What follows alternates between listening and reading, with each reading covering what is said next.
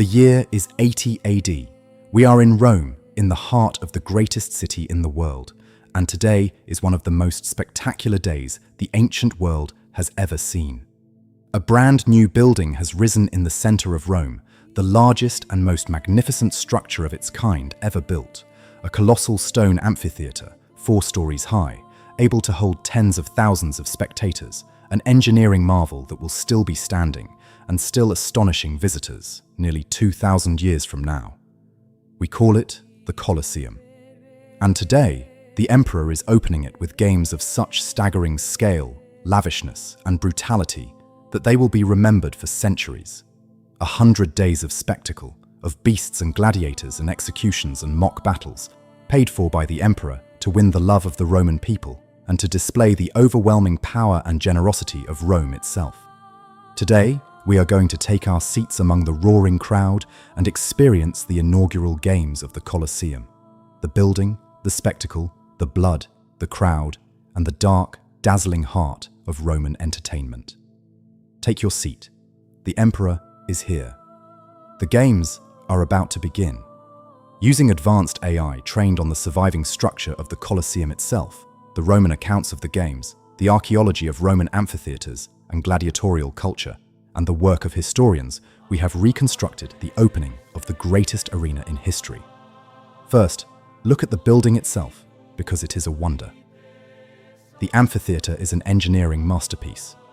It is a vast oval of stone and concrete, its outer wall rising in 4 great tiers of arches, decorated with columns and statues soaring high above the surrounding city. It was built on the site of a hated former emperor's private pleasure palace and lake, deliberately given back to the Roman people as a public place of entertainment, a piece of political genius by the new ruling dynasty. Inside, tens of thousands of spectators can be seated, and the design for managing such crowds is so brilliant that it is still studied by stadium designers today.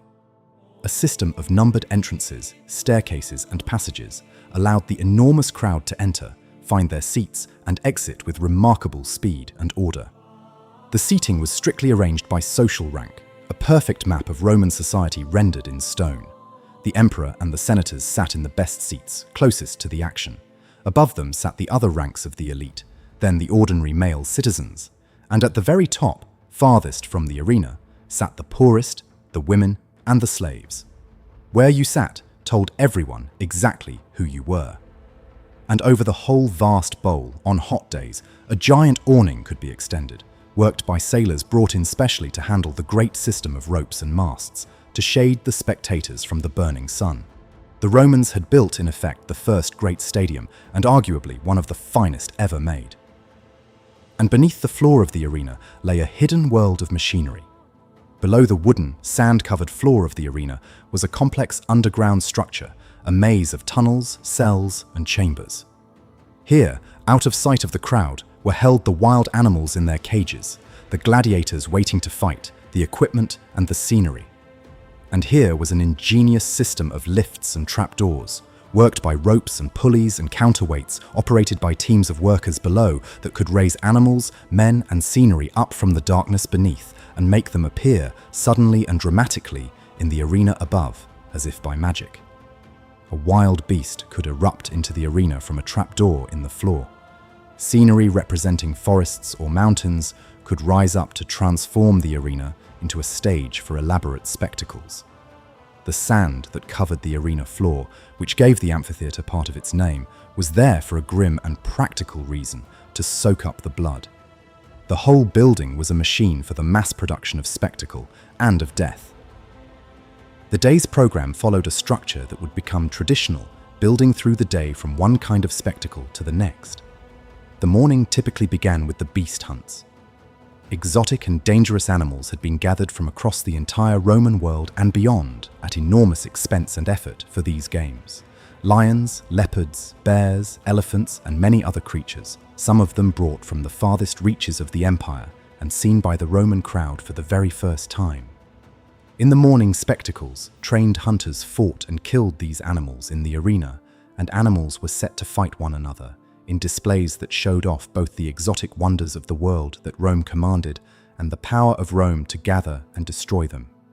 The accounts of the inaugural games record that an astonishing number of animals, by some ancient reports many thousands, were slaughtered over the course of the long festival, a display of staggering wealth and reach, and a slaughter so vast that it is sobering to contemplate. The crowd watched the exotic beasts, marveled at the creatures they had never seen, and roared at the kills. At midday came the grimmest part of the program, the executions. In the lull of the middle of the day, condemned criminals were put to death in the arena, sometimes in ordinary ways, and sometimes in elaborate, theatrical, and horrifying spectacles staged for the entertainment of the crowd, occasionally dressed up as scenes from myth and legend, with the condemned forced to die playing a role in some gruesome, dramatic recreation. This was the lowest and most wretched fate in the Roman world, reserved for the worst criminals, for enemies of the state, and for the most despised.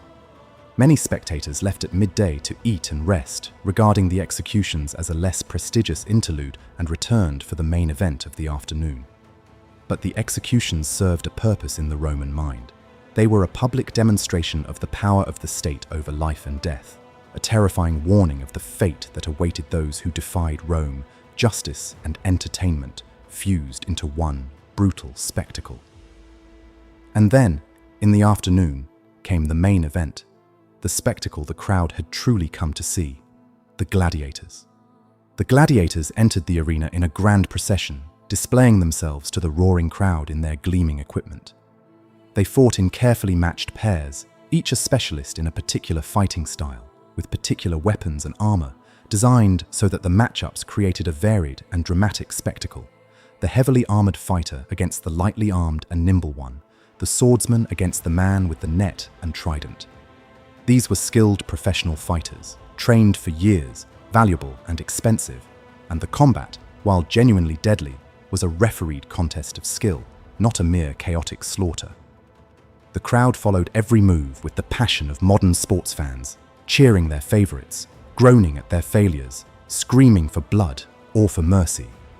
When a gladiator was defeated and appealed for mercy, the decision of whether he lived or died lay in the grand games with the emperor himself, who would read the will of the roaring crowd and give the signal.